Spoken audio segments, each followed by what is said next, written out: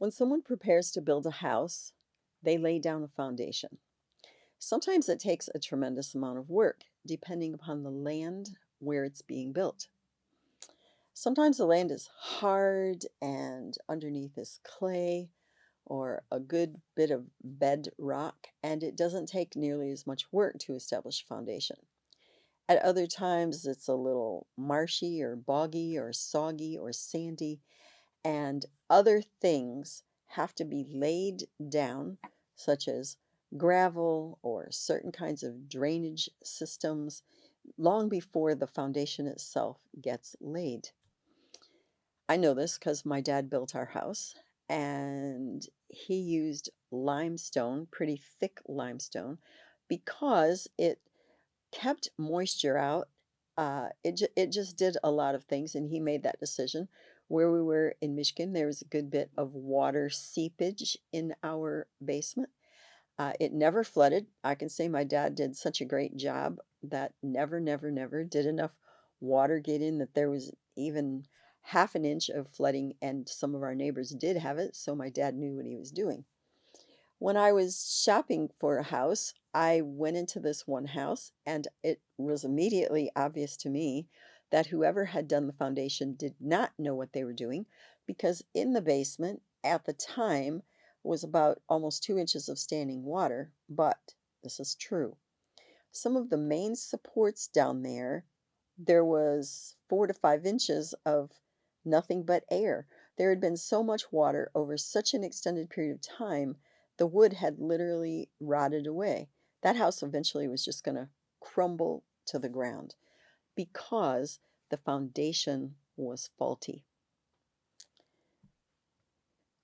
When you're going to build a home, when you are going to establish a family, and I don't mean in the physical sense of put up a house with a bunch of rocks and sticks and 2x4s and plaster. I don't mean that. I'm talking the emotional, spiritual sense of build a home and establish a family. You better look hard at your foundation. I confess to you, I talk so often to people who just got pregnant, had a baby, sometimes got married, sometimes just moved in with each other, and away you go. And they don't look at anything. They don't think about anything. They're not processing anything. They have no plan. I wish I could tell you differently, but I'm going to tell it to you straight. 70 to 80% of the time, within 5 years, those people aren't together anymore. So instead of this dream of having a family and a life together, what they have are broken dreams and broken places in their own heart and life and broken places with their kids. That's a fault line. So you have this foundation, and someone comes, you're going to sell your house or you're going to buy a house, and they do an inspection and they say to you, yeah, there's a crack right through the foundation. If we don't do something about this, it's only going to worsen and you're going to have difficulty.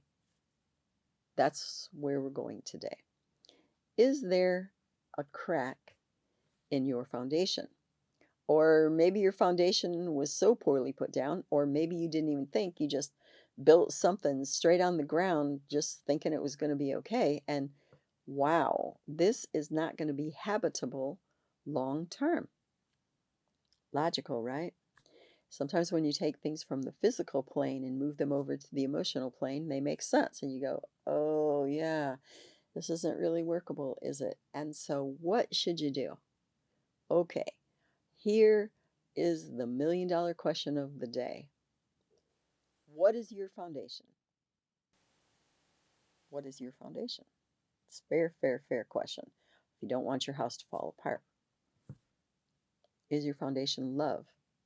If it's the emotional ooey gooey stars in your eyes, oh, I just love her so much, you have no idea. But in a couple years, somebody 5 years younger, cuter, sexier, more attractive comes along and you're out of love and so you're gone. That wasn't a great foundation. Let's be real with each other. I'm not going to fake it with you.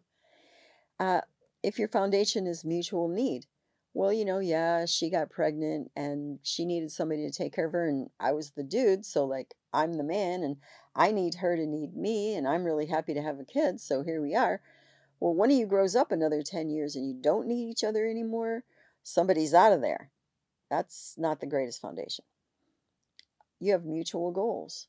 Okay? You work together in a company and you get along really well, and it's like, okay, great, we're fine, and we can get married and there's no real spark there, but hey, we're well suited.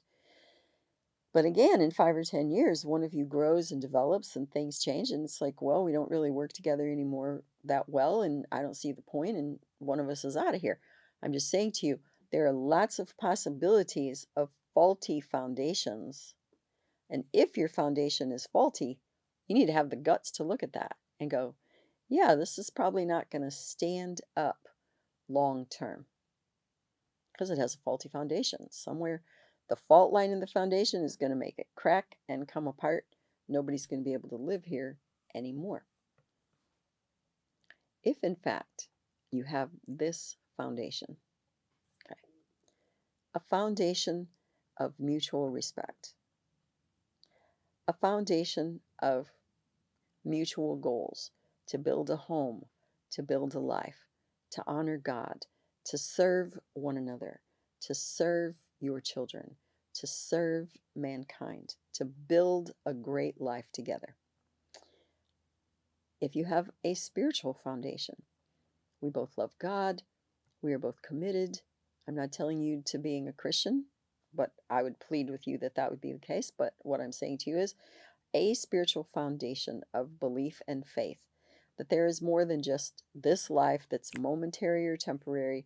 There's a far bigger picture. And in light of that, it dictates something about who I am, my character, my behavior, my responses to the world. And so, based upon that, we are going to build a life and a family, and we're going to live on those principles. And that's going to be a foundation for our life.